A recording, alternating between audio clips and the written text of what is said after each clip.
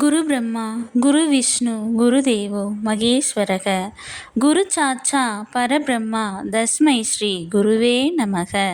வணக்கம் நேயர்களே, நான் உங்கள் பரம்பரை ஜோதிடர் திருமதி பிரேமலதா தமிழ்மணி, சிவசக்தி ஜோதிட நிலையம், ஜேடர்பாளையம்.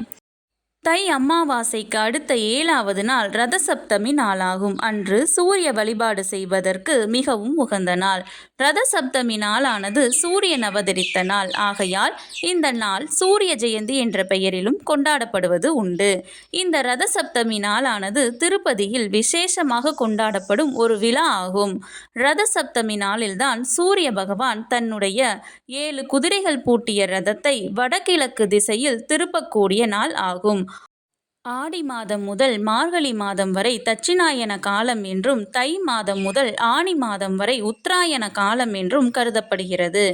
தட்சிணாயன காலத்தில் தெற்கு நோக்கி பயணித்து கொண்டிருந்த சூரிய பகவான் இந்த ரத சப்தமி அன்றுதான் தனது தட்சிணாயன காலத்தை முடித்து தன் ரதத்தை வடக்கு நோக்கி திருப்பி உத்தராயண காலத்தை தொடங்குகிறார். ஆகவே இந்த தினத்தில் சூரிய பகவானை வழிபட்டால் மிகவும் நல்லது. மேலும் ரதசப்தமிக்கும் மகாபாரதத்திற்கும் ஒரு தொடர்பு உள்ளது.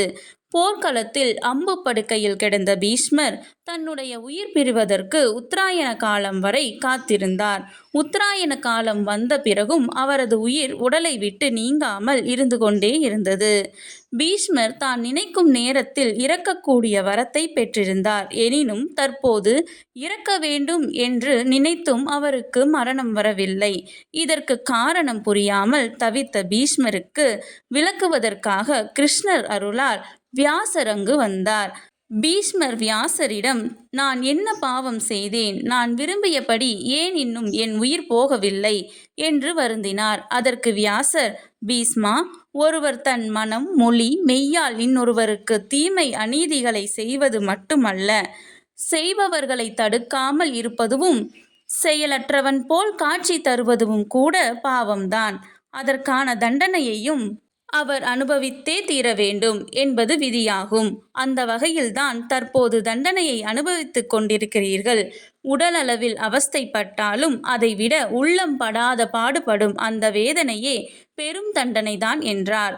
பீஷ்மருக்கு வேதவியாசர் சொன்ன உண்மை புரிந்தது. துரியோதனன் அவையில் பாஞ்சாலியை துச்சாதனன் துகிலுரிந்த போது அந்த அவையில் இருந்த யாருமே அவளுக்கு உதவ முன்வரவில்லை. இது அநீதி என்று குரல் கொடுக்கவில்லை. அந்த அவையில் பீஷ்மரும் இருந்தார்.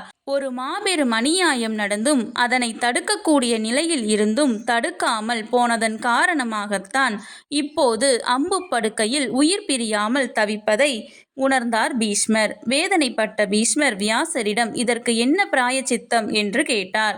யார் ஒருவர் தான் செய்தது மகா பாவம் என்று உணர்ந்து வருந்துகின்றார்களோ அப்போதே அந்த பாவம் அகன்றுவிடும் என்று வேதம் கூறுகிறது. எனவே பீஷ்மா, நீ எப்போது உன்னுடைய பாவத்தை உணர்ந்தாயோ அப்போதே அது உன்னிடமிருந்து அகன்றுவிட்டது. இருந்தாலும் திரௌபதி தன்னை காப்பாற்ற யாருமில்லையா என துரியோதனன் அவையில் கதறிய போது கேட்கும் திறன் இருந்தும் அதை கேளாமல் இருந்த உன் செவிகள், கூர்மையான பார்வை இருந்தும் பார்த்தும் பாராதது போல் இருந்த உன் கண்கள், நீ சொன்னால் அனைவரும் கேட்பார்கள் என்ற நிலையிலும் தட்டி கேட்காத உன் வாய், உன்னிடம் இருந்த அளப்பரிய தோல் வலிமையை சரியான நேரத்தில் உபயோகிக்காமல் இருந்த உன் வலுவான தோள்கள், வாளை எடுத்து எச்சரிக்கை விடாத உன் உறுதியான 2 கைகள், ஆரோக்கியமுடன் இருந்தும் இருக்கையிலிருந்து எழாமல் இருந்த உன் 2 கால்கள், நல்லது எது கெட்டது எது என்று யோசிக்காத உன் புத்தி இருக்கும் இடமான உன் தலை ஆகியவற்றிற்கும் தண்டனை கிடைத்தே தீர வேண்டும் என்பது விதி என்றார்.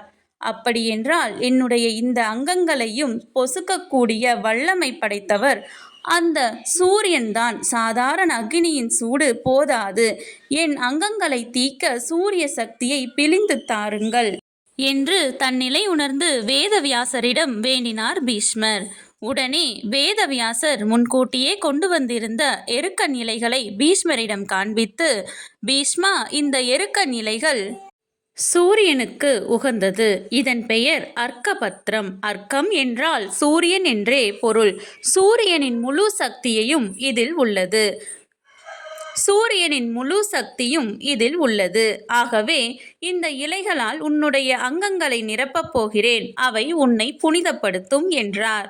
அதன்படி பீஷ்மரின் அங்கங்களில் எருக்க நிலைகளை வைத்தார். அதன் பிறகு கொஞ்சம் கொஞ்சமாக மன அமைதியடைந்தார் பீஷ்மர். அப்படியே தியானத்தில் ஆழ்ந்தார். தியான நிலையிலேயே முக்தியையும் அடைந்தார். பீஷ்மர் பிரம்மச்சாரியாக உயிர் நீத்து விட்டாரே, அவருக்கு யார் பித்ரு கடன் செய்வது என்று தர்மர் வருந்தினார்.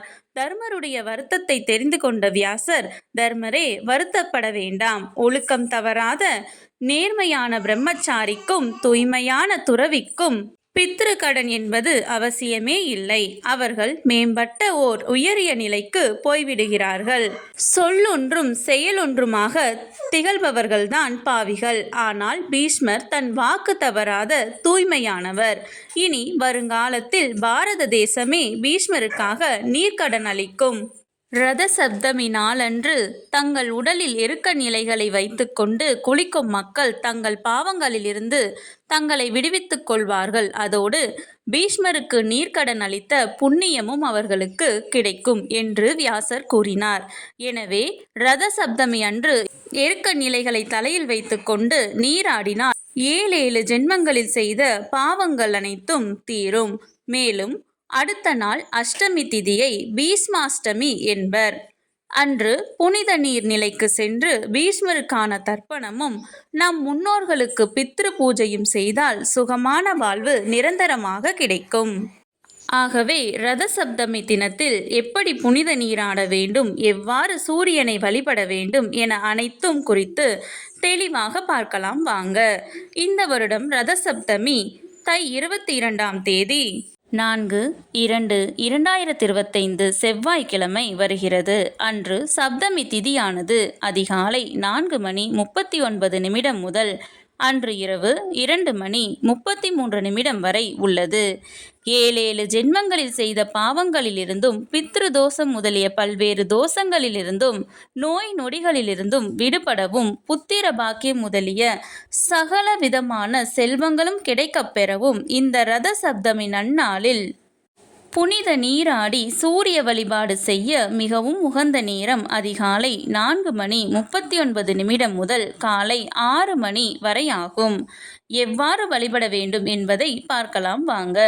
சூரியனுக்கு உகந்த எருக்க நிலைகளை 7 அல்லது 9 என்ற எண்ணிக்கையில் எடுத்து அடுக்கி அதன் மீது அக்ஷதை அதாவது பச்சரிசி மற்றும் எள் வைக்க வேண்டும்.